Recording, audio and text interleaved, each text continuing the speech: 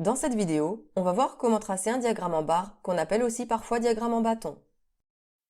Je vais vous expliquer ça à partir de cet exemple. On veut représenter ce tableau, qui donne les couleurs des voitures stationnées sur un parking, par un diagramme en barre. Le critère étudié est la couleur des voitures, on va donc tracer un diagramme en barre où chaque barre représentera une couleur. Ça ressemblera à ça. Je suis sûre que vous comprenez maintenant le nom du diagramme.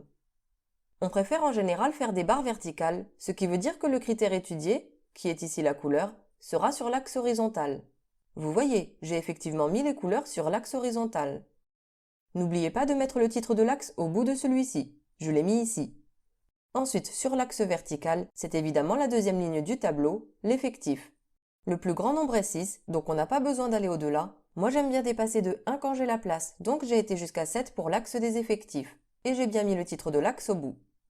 Pour que le diagramme soit agréable à lire, faites bien des barres ayant toutes la même largeur et gardez toujours le même espace entre deux barres. Bon, là j'ai triché puisque j'ai fait le diagramme à l'ordinateur, mais je vais vous montrer comment le faire sur votre cahier à carreaux. Je vous rappelle que le critère étudié, ici c'est la couleur, sera sur l'axe horizontal et l'effectif sera sur l'axe vertical. Je vous conseille de toujours commencer par tracer l'axe vertical en réfléchissant à la taille qu'il faudra lui donner. Cela permettra d'éviter de se faire piéger par un éventuel manque de place. L'effectif maximum est 6 et je vais graduer tous les deux carreaux vu qu'ils sont petits, donc il me faut plus de 12 carreaux. J'aime bien prendre une bonne marge, surtout qu'il y aura la flèche au bout, donc je vais tracer un axe vertical de 15 carreaux. Ensuite, je trace l'axe horizontal, suffisamment grand là aussi. J'écris tout de suite les titres des axes pour ne pas les oublier. Je vais pouvoir graduer l'axe vertical. J'ai dit que je graduais tous les deux carreaux vu qu'ils sont petits. J'écris le 0 et les valeurs des graduations, et c'est parti pour faire mes barres. Je commence par la première couleur qui est le blanc. L'effectif est 5, donc je vais tracer à la règle une barre qui va jusqu'à la graduation 5. J'écris en dessous le nom de la couleur correspondant à cette barre, c'est blanc. J'ai choisi de faire une barre de largeur 2 carreaux pour le blanc, donc je devrais faire toutes les barres suivantes avec la même largeur de 2 carreaux. Je vais dessiner la barre de la couleur suivante qui est le gris. L'effectif est 6, donc je dois tracer à la règle une barre allant jusqu'à la graduation 6. Je ne colle pas cette barre à la précédente, je l'éloigne un peu, par exemple de 2 carreaux. Attention, l'espace que j'ai choisi entre les deux barres devra toujours être le même pour la suite. J'écris le nom de la couleur sous la barre. Au fait, j'ai oublié de préciser que si les noms des barres sont trop longs, au lieu de les écrire horizontalement, vous pouvez les écrire verticalement comme ça. Mais là les mots étaient petits, donc j'ai écrit horizontalement le mot blanc, et maintenant je n'ai plus le choix, je dois continuer de la même manière sur tout le diagramme. Passons à la couleur suivante qui est le vert.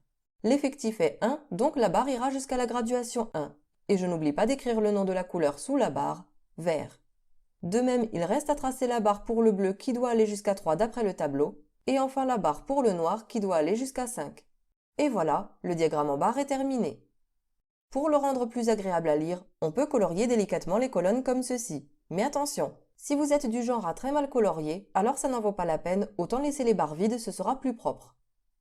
Il y a une deuxième manière de faire un diagramme en barre, c'est celle-ci. Dans ce cas, on parle plutôt d'un diagramme en bâton. Pour chaque couleur, au lieu de faire une barre comme tout à l'heure qui demande 3 traits pour la dessiner, on peut se contenter de dessiner un segment qui va jusqu'à la graduation voulue, et à la fin, on met bien un tiret horizontal pour fermer le segment, fermer le bâton. Et là aussi, on fait attention à toujours laisser le même espace entre deux bâtons. Moi j'ai mis 3 carreaux. L'avantage de cette méthode, c'est qu'elle est beaucoup plus rapide à faire. L'inconvénient, c'est que le rendu final est moins agréable à lire que l'autre méthode. Je vous laisse choisir celle que vous préférez, les deux sont correctes. Au fait, quand vous faites la méthode avec les segments, n'oubliez pas d'écrire dans ce cas leur nom à la verticale, car on n'a pas assez de place pour écrire horizontalement. Pour terminer, je vous montre cet exemple où on a un tableau d'effectifs concernant des pointures de chaussures des élèves d'une classe. Vous remarquerez que la pointure 41 a pour effectif 0. Personne dans la classe ne fait cette pointure. Vu que cette pointure a été écrite dans le tableau, contrairement au 35 ou au 43 par exemple, c'est probablement pour une bonne raison. Donc dans ce cas, je matérialise cette pointure dans le diagramme en laissant un espace vide à la place de la barre qu'on aurait fait si on avait eu autre chose que 0. Si en revanche on m'avait donné ce tableau où la pointure 41 n'apparaît pas, dans ce cas je ne la fais pas non plus apparaître dans le diagramme. Et voilà, maintenant vous savez tracer un diagramme en barre.